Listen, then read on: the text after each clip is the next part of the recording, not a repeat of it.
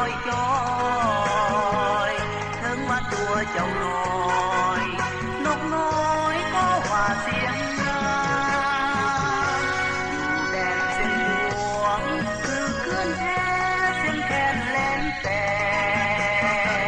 เป็นเสียงแคนเผยแท้ใส่สนาภาษาสุรา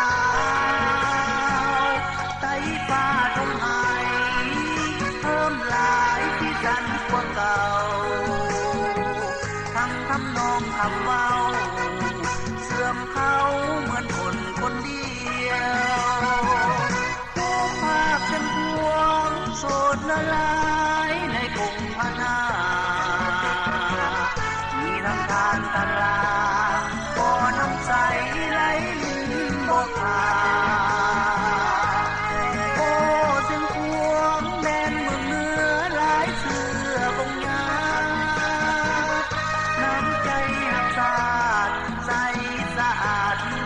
ดังดวงดาวกรุงเทพเสียงหวงผู้ดมลายใส่ใจเมืองปวดสับในดินสมบูรณ์เกลือคุณเลี้ยงเพียงผู้สู่คำทั้งแม่นแดนเฮาแล้วดังแก้วมณีเลิศล้ำย้อนภาษาสร้างธรรมสู่คำเมืองเสียงพวงลา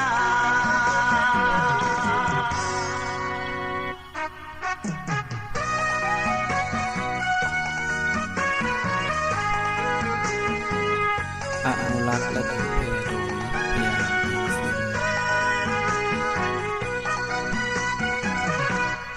ภาพเสียงพวงโสดละลายในกรุงพะนามีทั้งทานตลาบ่อน้ำใสไหลลิ้นบ่ขาโอ้เสียงพวงแดนเมืองเหนือหลายเสื้อบงงา